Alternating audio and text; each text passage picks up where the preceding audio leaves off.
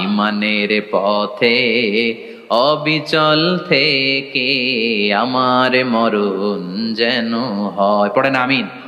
আমার সাথে সাথে বলেন, ইমানের পথে অবিচল থেকে আমার মরণ যেন হয়।